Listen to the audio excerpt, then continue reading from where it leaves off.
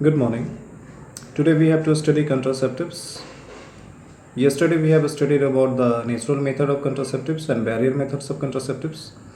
Today we have to study IUDs. These IUDs which are used, which are inserted inside the uterine cavity or cervical canals, and these IUDs will stop the sperm entry inside the through the uterine cavity to the oviduct. We have to study three categories of this IUDs. The first IUDs, that is the lipase loop, non-medicated IUDs, that is made up of a special type of plastic, and that is inserted inside the cervical canal and uterine cavity, and that will be preventing the entry of movement of a sperm towards the oviduct. Second, we have to study copper releasing IUDs. This copper releasing IUDs, few examples are given, this like the copper T, copper 7, multi-load 375. So these examples are here, and this copper T's, you can see the figure of copper T as that is given in your book. This is the copper T, which the shape has been given like this. Copper T like shape has been given, and here in this way this the thread like strands which will be spreading throughout the uterus, and that will be stopping the movement of a sperm inside the uterine cavity towards the oviduct or fallopian tube. We have to study that this is the copper T, copper 7 and multi-load 375, and this will release the copper ions, and that copper ion will suppress the sperm motility and reduce the fertilizing capacity of the sperm. And third one is we have to study, that is the LMG20 and progestasert. This is the hormone releasing IUDs, and these hormone releasing IUDs which will be making uterus unsuitable for implantation, and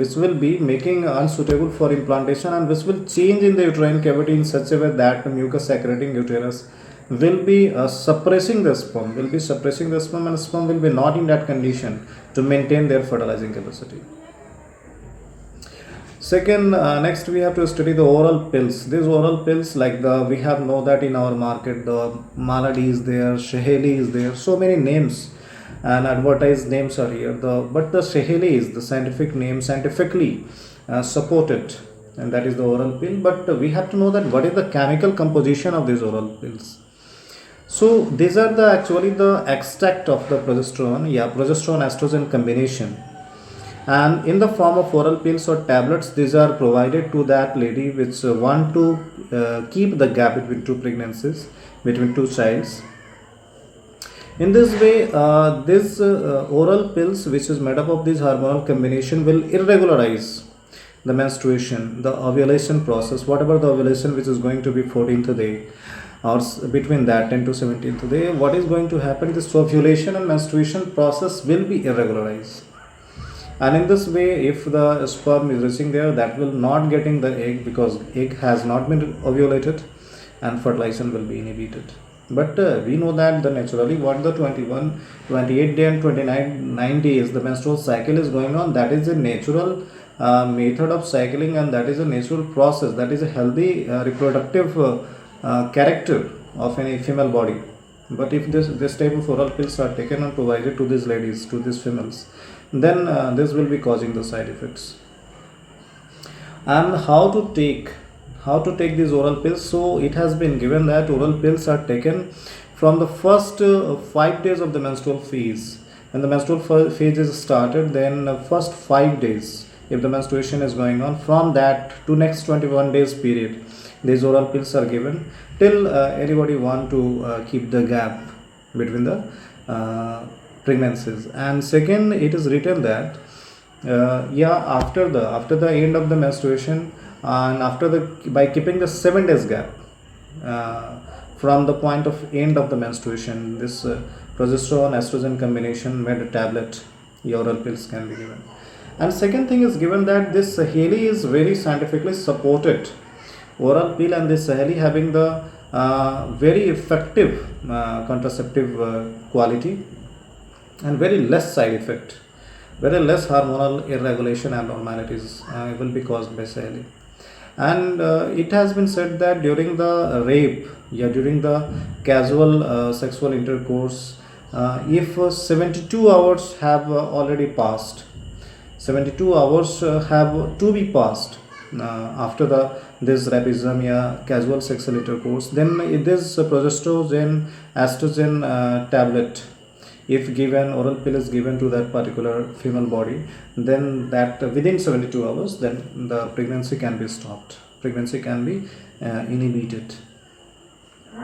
Third, we have to know that is the sterilization surgical method, in which we have to show that figure. We have to know that we have studied in the case of spermatogenesis the different accessory ducts, and these accessory ducts are etestes, vasa efferentia, epididymis, vas deferens.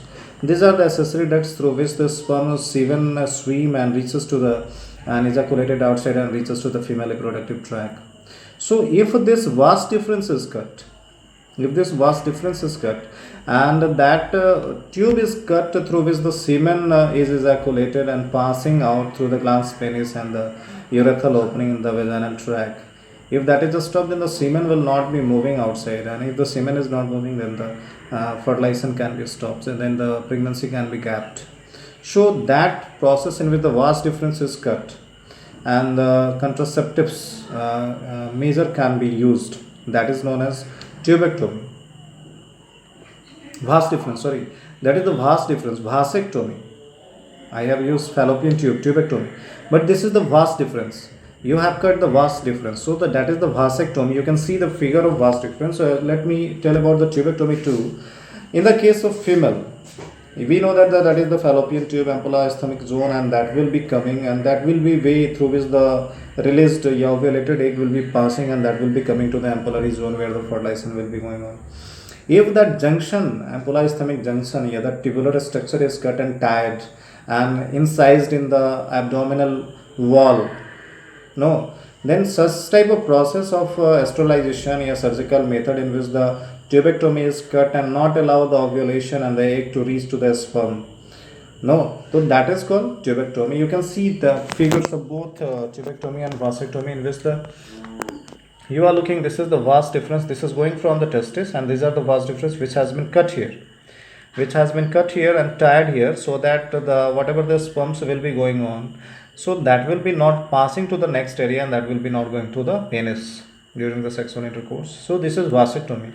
And when we are going to the tubectomy, you know that this is the ovary and this the fimbriae has released, this is the ampullary ischemic zone, so that will be releasing the egg, and that egg will be coming to the uterine zone for the implantation. So from this region, whatever the ejaculated sperm will be passing, and that will be coming here, that will be a stop, and from this area the egg which is going through, that will be a stop. So this is in which the fallopian tube has been cut and tied in the abdominal wall, that is known as tubectomy, because the fallopian tube has been cut.